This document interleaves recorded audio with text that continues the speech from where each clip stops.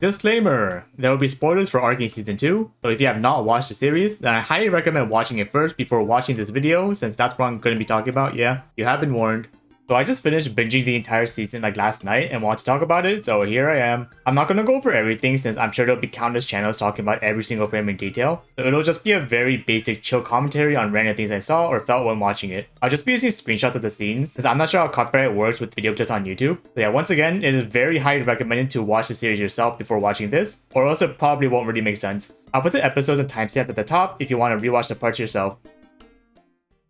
Dude, I remember before Season 2 dropped, there was a Reddit post that theorized that Mel was Blitzcrank after Jinx fired the rocket last season. So imagine my disappointment when I saw Mel perfectly fine and unmistakably not Blitzcrank. No, Victor's dead! But yeah, I also binged all 6 hours of the season on Discord, so you'll be seeing some of my real-time comments every now and then. Whenever I saw the intro at the start of every episode, I kinda laughed because you have everyone standing all serious and cool. Like, boom, Jinx waving a flag. Boom, Kaden having a midlife crisis. Echo, backflip. I love the composition of so many of these scenes. I'm going to be talking a lot about these, but just the simple things like how the lines in the brook window lead the viewer's eyes towards the focus, and even the sun's rays like peeking through the clouds on top of her, like chef's kiss, man. Oh, Victor's alive! The drawing in the background reminded me of Iron Man, which is pretty fitting considering the original design for Victor. When Mel and Jace are talking about how Ambessa got herself involved in the situation, I like this framing of Vi's Gauntlets in the foreground right below the two, like a metaphorical way of showing that they're in the literal hands of Hextech or something. Such a cool shot.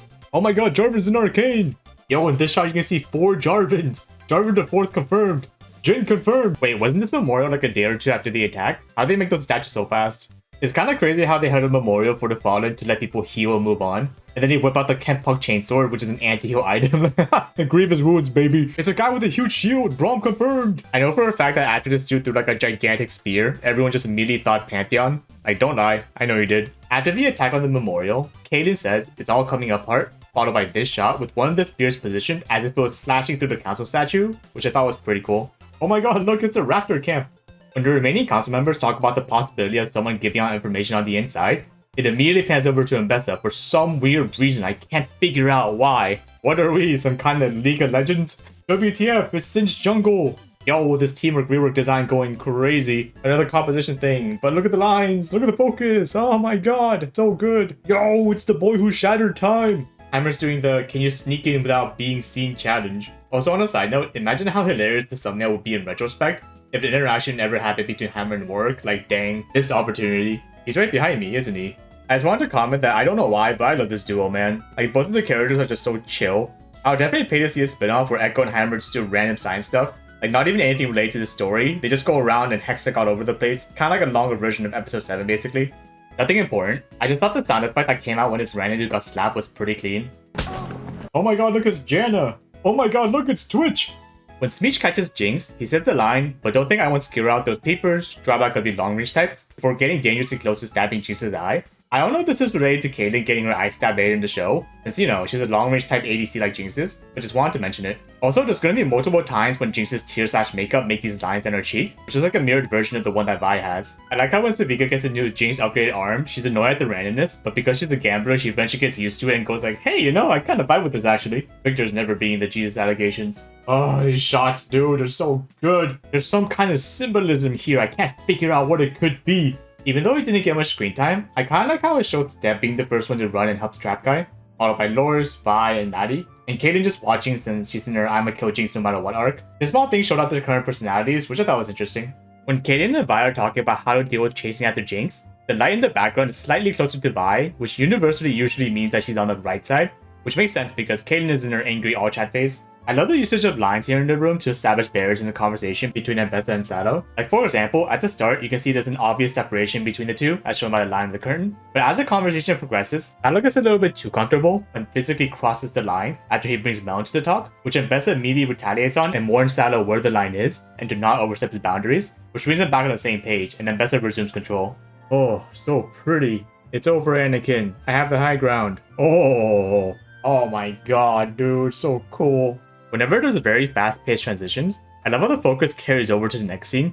Like for example, the current focus is a huge wild rune going crazy in the middle, then immediately it goes back to the Kaden Savika fight with the focus also right where it was before so our eyes don't have to move around. It just makes everything flow so naturally, it's great. One for all, Jace. There's some kind of symbolism here. Kaden and Vi break up, so now instead of Hextech, they're X-Tech. Oh my god, guys, look, Bard's in Arcane. I'm not delusional, you're delusional. Yo, this Kaden drip kind of goes hard. Okay, guys, I don't play League that much, so I'm not certain, but I'm like 99% sure that it's Seraphine up there. Seraphine confirmed. Echo, backflip. I'll be honest, the Maddie Kaden thing kind of came out of nowhere, no? Dude, I was wondering why this guy looks so different in my games. Now I know. Man, this is a Wendy's. Another conversation happens with the lines motif between Kaden and Ambessa. Ambessa uses Jinx to try to fuel Kaden's aggression since she wants control over Zon, but Kaden is against it. Kaden asks if Ambessa has a recommendation before stepping closer but not yet walking past the line. Ambessa claims that it's for peace before directly crossing the line to try to appeal to Kaden to join her. But Kaden stands firm by asking, why is peace always a justification on violence, which solidifies her desire to not cross the line, which causes Ambessa to try to go for a more passive approach. I'm sure everyone knows this, but the scene of Warwick ripping through the steel transport has to be a direct reference to his champion teaser from 7 years ago.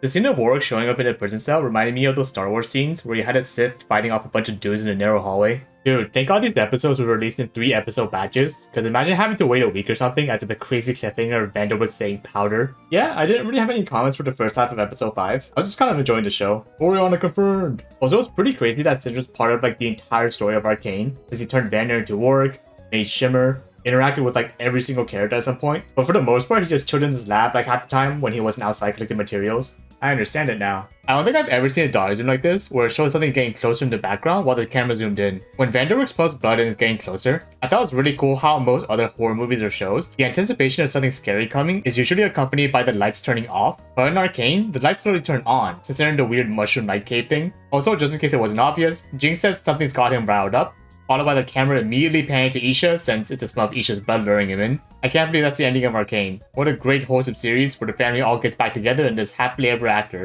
There's more. The scene with Jace coming back is so good, dude. Everything from how the camera shifts from one side of Jace to the other whenever Salo and Victor switch, how Jace has visible puffs of air when he breathes since in a cold environment, versus Salo having no indicator of that, which shows that he's no longer fully human anymore.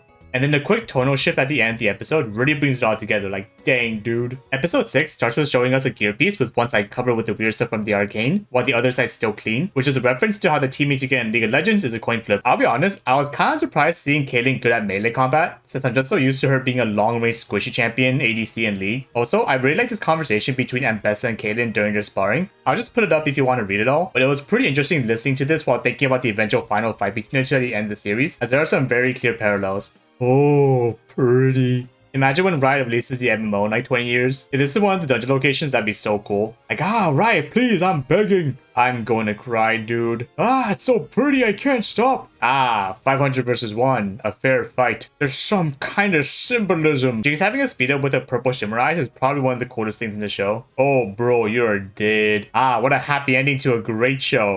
There's more. Dude, the music swelling with the hammer charge up is just perfection. No, Victor's dead. You know, considering how much Kaden wanted to kill Jinx a few episodes ago, I think she's taking this pretty well. Perfect, Seraphine confirmed. In this Isha Jinx flashback montage, Jinx has her current shimmer pink eyes in every scene, but it turns back to blue for a split second in this dancing scene. This team of rework really went hard. I am so glad I watched the entire series in one sitting, because the people that watched Act 2 the day it came out had to wait an entire week before seeing what happened next. Like, dude, I would have been pissed. Episode 7. Here we go. The angel changed to Echo and Powder instead of the usual Vi and Jinx. Yo, it's the boy who cried wolf. Since we know Vi is dead in this timeline, I think it's kind of sweet how the characters have some pink on their clothing, kind of like a memento. If that's not the reason, then ignore me. He's alive! He's alive!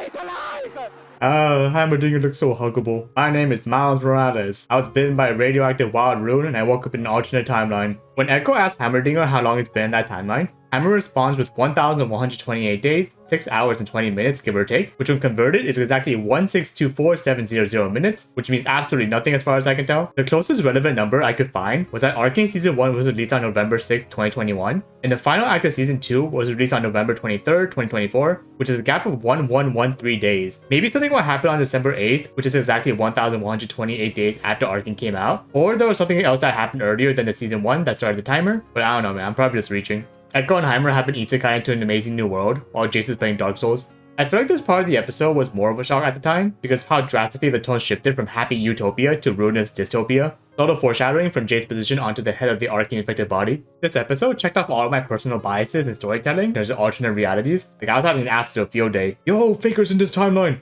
Everything's so colorful. Like, it's just so bittersweet seeing what could have been. Okay, never mind. I'm no longer bittersweet seeing what could have been. Poor Jace, man. Like, this is basically just this episode in a nutshell. So just a quick recap of what happened in season 1. The squad gets a tip from Little Echo and they break into Jace's workshop place. Powder finds a stash of shiny blue balls and takes them all, before dropping one while trying to escape since Jace came back. The ball hits a wall and makes a huge explosion. In the main timeline, Vi miraculously escapes without a single scratch. Jace gets hit by the explosion, but manages to survive with a few injuries. But in the timeline Echo is currently in, it looks like Vi got hit by the explosion and then died from it, which means either Jace also died from the explosion, or he survived but was given a harsher punishment due to there being a clear death. Both scenarios causing Hextech technology to never develop in the alternate timeline, which checks out. This scene reminded me of the Weeping Angels from Doctor Who, which are statues that move when you take your eyes off them. Dang, this really is Dark Souls. Jace even set up a little bonfire. The character arcs these guys go through is just absolutely insane, dude. There was this one Twitter post of when Jace is trying to get out of the cave, and dude, like, bro, going from Dark Souls to getting over it. The scene of Jace trying to get out, it's a direct metaphor for how in League of Legends, you have to first go insane and endure intense suffering before you can climb out of Elo Hell to a higher rank. But then you realize that you are still in Elo Hell. Sometimes taking a leap forward means leaving a few things behind. That's all it is, Miles. A leap of faith. When Jason is making his way through this marsh area, I like this really small detail of him poking at the ground a few times each step before walking forward so he doesn't fall into a random hole underwater. I didn't mention it yet, but the soundtracks in this show are so diverse, man. Like, I don't know how they did it. The limit is 4 seconds. Gen confirmed! Jason's just speedrunning every climbing game at this point. Wait, does Silco always have blue and yellow eyes? Or is it just in this timeline? Because Vanderbilt eyes were also the exact same color. Ah, don't do this to me right now. Wait, so the main character left the old guy to do all the time travel science work while he went to go to a dance party. Oh,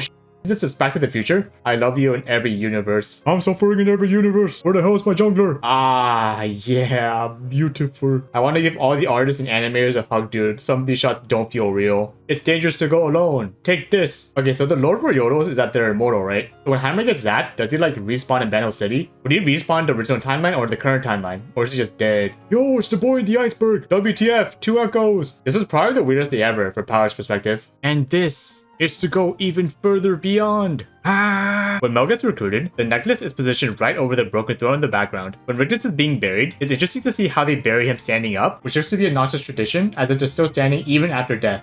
I love this immediate comparison of how differently the characters are handling the situation, and Bessa buries Rictus, while Sinch uses Warwick's dead body for his own purposes, since he would do anything to accomplish his goals. Oh, Victor's alive! After Kaylin arrests Jinx, we get a direct parallel from when Kaylin and Bessa were talking, except now Kaylin is on the side that Bessa used to be, while Vi is where Kaylin used to be. Kaylin even admits that she basically just listened to whatever Bessa was saying, and it shows her position directly on the line between the two sides, as she contemplates once again what the right thing to do is. When Kaylin visits Jinx at the prison, I thought it was interesting how even though Jinx is the one locked up, some of the shots make it look like Kaylin is the one in jail, due to her still being controlled by the anger from her mother's death. I think it's very natural that Jason's paranoid of everything after his Dark Souls grind. There are no strings on me. Yo, he just turned on creative mode. You know, I feel like with how hard it was for 2 characters with arcane and powered abilities to beat even one Victor body, did Victor even need Bessa's army to just bum rush the Hex Gates? Jinx running away and leaving Vi in jail is direct reference to how when you gank your bot lane as a jungler in League, they'll just run away and leave you to die. Here Jace says to Mel, there's no force in this world that can control you, which is funny because he definitely knows the arcane can control her, which is not of this world. Dude, the Jace glow up is absolutely crazy.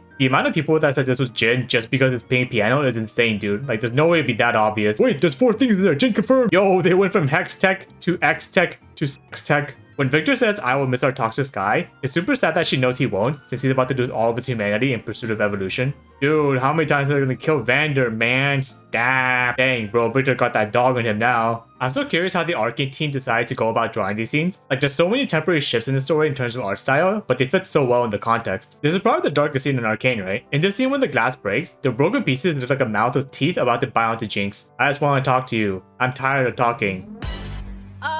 The misery. Echo going back to a save point to select all the correct options in a dating sim after being isekai into a different world. He really is the anime protagonist. It's the final episode, which means it was time for one last Echo back. I love how in this scene when they're making their plans for how to defend, it shows essentially the leaders all invested and unified together, which is a stark contrast to what in the first episode of season 2, everyone seemed very separated and not entirely trusting of each other. This NPC on the left could also signify that they were missing one key person to the plan, which turns out to be Jinx in the finale when she manages to inspire the rest of Zon to help out. Dang, the show really just threw us right into it, huh? There are rumors that the series had to be cut a little bit shorter to fit the Netflix episode time frame, so we can only guess where the cuts could have happened. And Bessa confirmed! Wait, no, hang on. The people behind the sound design absolutely popped off, especially for this last episode. I really hope everyone that worked on the show cloudless, happy lives. Like, they really deserve the best, man. I didn't realize until now, but the top of the Hexgate mesh thing, there's like a clock. It even has these 12 circle things, like, for hours. Dude, Lore's just unceremoniously dying felt so weird. Like, he was in so many episodes only for his character to not really get fleshed out as much as I expected. Damn, what an entrance. Ah, X-Tech strikes again. Okay, I know how most people hate Maddie for betraying Kaden, but we do have to consider how it was Maddie's shot that killed Maddie, so we have to give Maddie some credit where credit's due. Damn, what an entrance. It runs in the family, I guess. Damn, what an entrance. It runs in the family, I guess. Yo, it's the boy who lived. Come to die. It's crazy how the world was saved thanks to Echo's Riz. Why was she up there all this time? Victor not being at the team fight and instead deciding to go for the back door is just too funny. Yo, Victor did his death ray. God damn, Jesus was very different from how I imagined him to look. Dude, what beautiful human had the idea to have the runes floating as a halo behind Victor's head? Like, what? I never would have expected to see iRobot 2 in 2024. What's that? Oh my god, Vi used her Vault Breaker. Yo, they made this choreography so clean. Dude. Your eyes see what others don't. Too much force exposes you to risk. Ah, poetry. Yo, who do you think got the shutdown gold? Yeah, no, don't worry about me, Vi. Perfectly fine over here. That's my duo. He's just standing there, menacingly. The decision to make every sound as if it was underwater when everyone starts floating, like, no joke, I actually played Victor right after watching this episode. I ended. Oh, hey guys. Yo, the scene happens at exactly 31:41 to the episode. There's some kind of symbolism. There's beauty in imperfections. I'm gonna type that whenever I feed in League. Yo, it's the boy savior. Echo Backflip is real. I haven't felt this way since I watched Interstellar, man. In how many universes did we win? 1. Very fitting how the story started and ended with the blue orb dropping. What a godly final transition. Our focus is on the candle, and as Vander blows it out, the Jinx explosion also happens in the exact same spot right after. Obligatory, hey, there's a pink line here, I wonder what it could mean. Bro, like, does Riot hate us? Yo, let's go with Savika. She got promoted. Okay, so I'm sure people are wondering how Singe didn't get arrested for committing every possible atrocity known to mankind. But everyone knows that the #1 rule of League of Legends is to never chase Singed. Wait, we see a black raven with 3 red eyes? That can only mean one thing. Bard confirmed. In the first episode of Season 1, Powder says, one day I'm going to ride one of those things, as we get a wide introductory shot of Piltover. In the final scene of the series, we get a very similar view of it, except now it's heading into the vast unknown as Arcane comes to an end. It could mean anything really, I can't figure it out honestly. The show was everything I could have asked for as a League of Legends fan. The characters, sound design, art and animation, the choreography, like, I don't know, dude, everything was just so good. It definitely helped that I've been playing some of these characters for years, so I got that much more invested into the story. It was so cool seeing so many of these different stories happening at the same time, all coming together for one final resolution. Although there were some small things that I feel like could have been changed, overall I had an absolute blast watching the series. If you got to the end of the video and you for whatever insane reason still haven't watched Arcane, please go watch it. Like, huh? I feel like it should be a federal war crime to not have seen it if you played even a single game of League before. Let me know what your favorite moment was and why Echo is the best character in the show, and I'll see you guys next time.